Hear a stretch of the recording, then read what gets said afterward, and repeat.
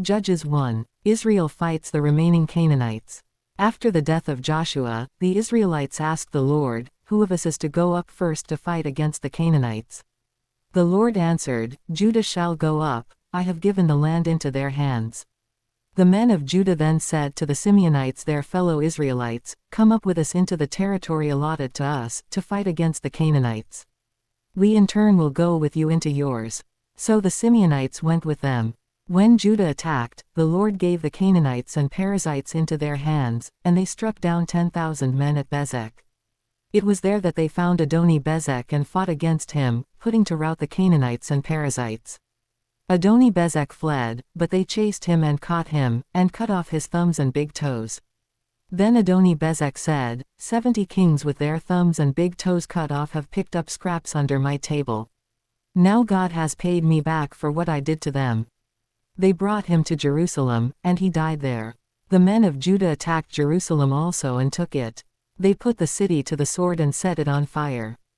After that, Judah went down to fight against the Canaanites living in the hill country, the Negev and the western foothills. They advanced against the Canaanites living in Hebron, formerly called Kiriath Arba, and defeated Sheshai, Ahiman and Talmai. From there they advanced against the people living in Debir, formerly called Kiriath Sepher. And Caleb said, "I will give my daughter Achsah in marriage to the man who attacks and captures Kiriath Sepher." Othniel son of Kenaz, Caleb's younger brother, took it, so Caleb gave his daughter Achsah to him in marriage. One day when she came to Othniel, she urged him to ask her father for a field. When she got off her donkey, Caleb asked her, "What can I do for you?" She replied, "Do me a special favor. Since you have given me land in the Negev, give me also springs of water." So Caleb gave her the upper and lower springs. The descendants of Moses's father-in-law, the Kenite, went up from the city of palms with the people of Judah to live among the inhabitants of the desert of Judah in the Negev near Arad. Then the men of Judah went with the Simeonites their fellow Israelites and attacked the Canaanites living in Zephath, and they totally destroyed the city.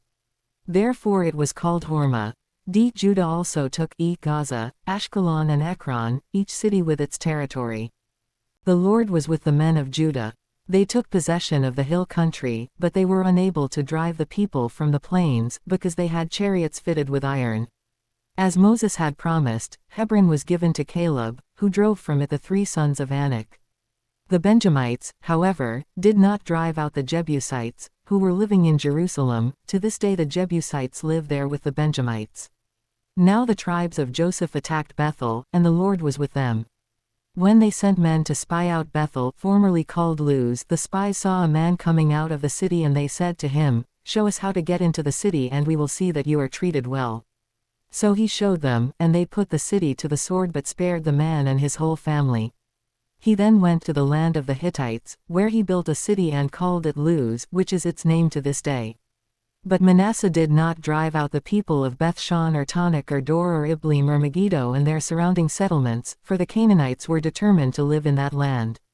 When Israel became strong, they pressed the Canaanites into forced labor but never drove them out completely.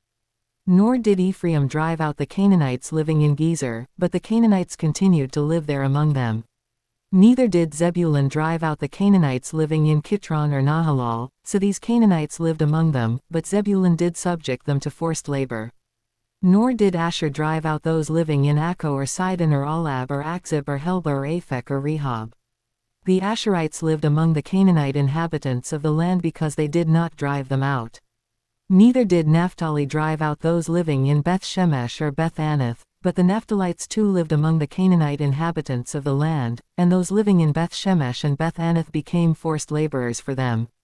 The Amorites confined the Danites to the hill country, not allowing them to come down into the plain. And the Amorites were determined also to hold out in Mount Heres, Aijalon and Shalbim, but when the power of the tribes of Joseph increased, they too were pressed into forced labor. The boundary of the Amorites was from Scorpion Pass to Selah and beyond.